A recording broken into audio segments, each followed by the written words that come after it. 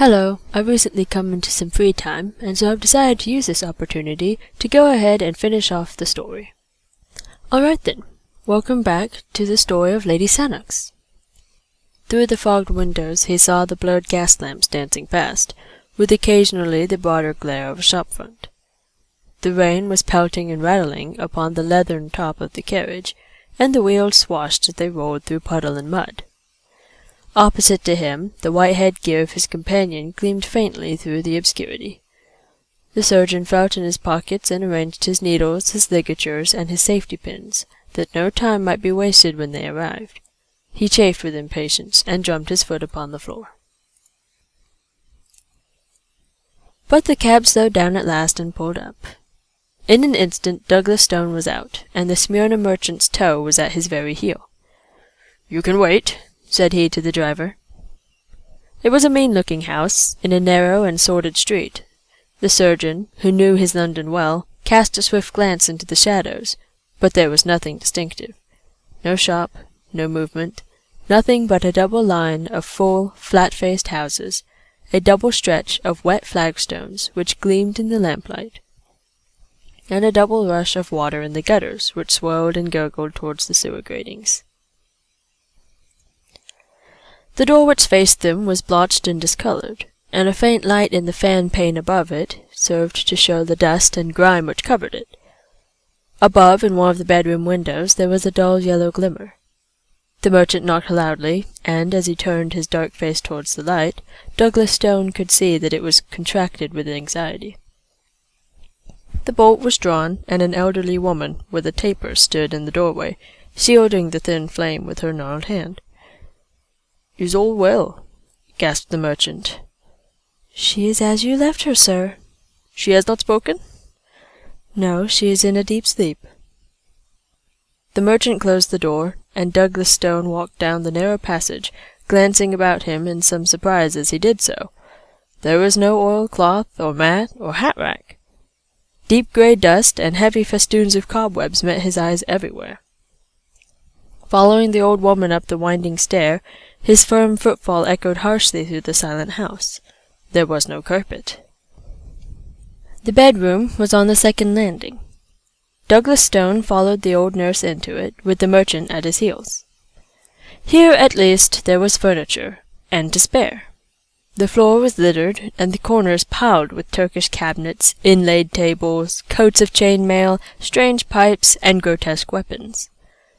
A single small lamp stood on a bracket on the wall. Douglas Stone took it down, and, picking his way among the lumber, walked over to a couch in the corner, on which lay a woman dressed in the Turkish fashion, with yashmak and veil.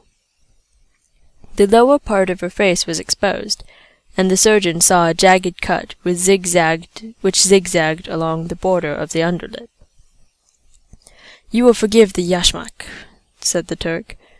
"You know our views about women in the East." But the surgeon was not thinking about the yashmak. This was no longer a woman to him. It was a case. He stooped and examined the wound carefully. "There are no signs of irritation," said he. We might delay the operation until local symptoms develop." The husband wrung his hands in uncontrollable agitation. "Oh, sir, sir," he cried, "do not trifle. You do not know it is deadly. I know, and I give you my assurance that an operation is absolutely necessary. Only the knife can save her." "And yet I am inclined to wait," said Douglas Stone. "That is enough," the Turk cried, angrily. "Every minute is of importance, and I cannot stand here and see my wife allowed to sink. It only remains for me to give you my thanks for having come, and to call in some other surgeon before it is too late." Douglas Stone hesitated. To refund that £100 was no pleasant matter.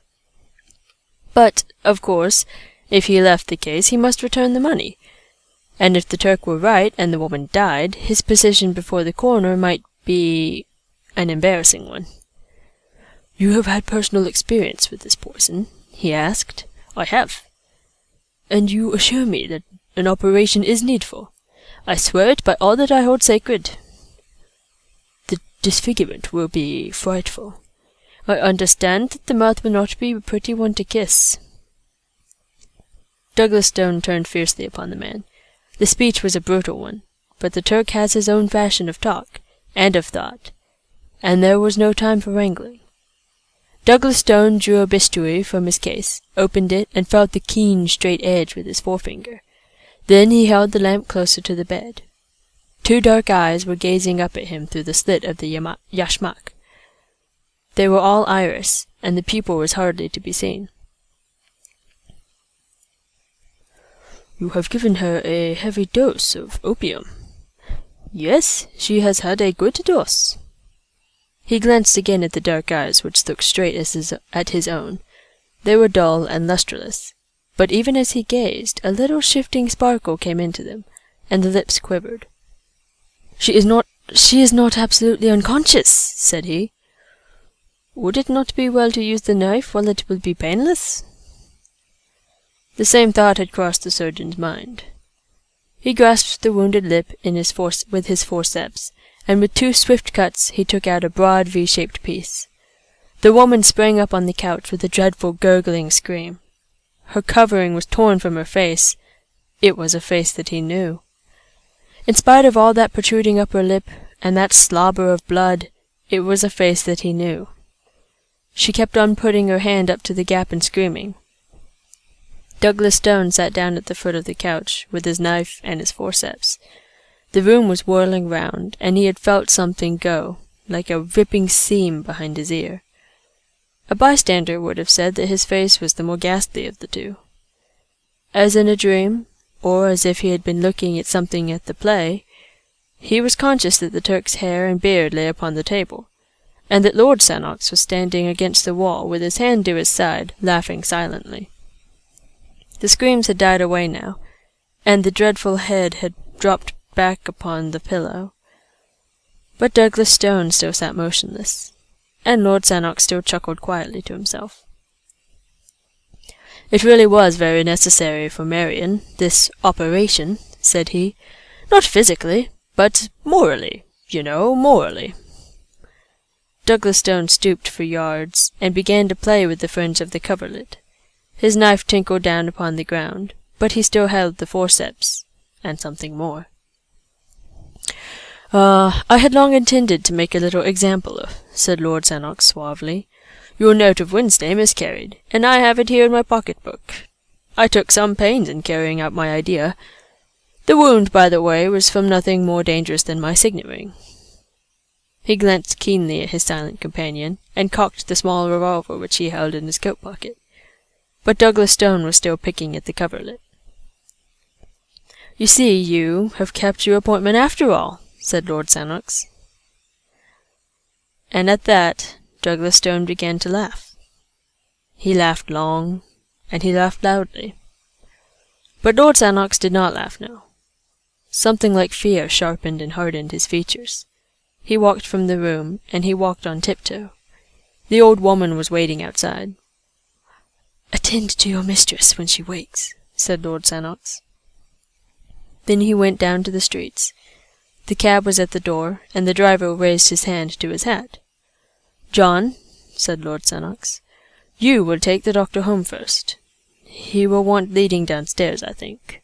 Tell his butler that he has been taken ill at Archaic's." "Very good, sir." "Then you can take Lady Sannox home." "And how about yourself, sir?" "Oh, my address for the next few months will be the Hotel di Roma, Venice. Just see that the letters are sent on, and tell Stevens to exhibit all of the purple chrysanthemums next Monday, and to wire me the result." The end.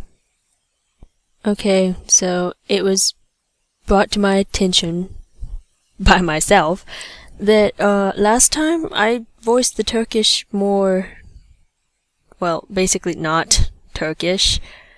So you'll forgive me. I looked up a whole bunch of Turkish accent, bleh.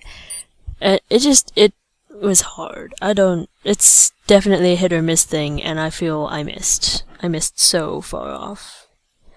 Like, if I was aiming a bow and arrow at the sun, and I was standing on Mercury, and then I hit Pluto.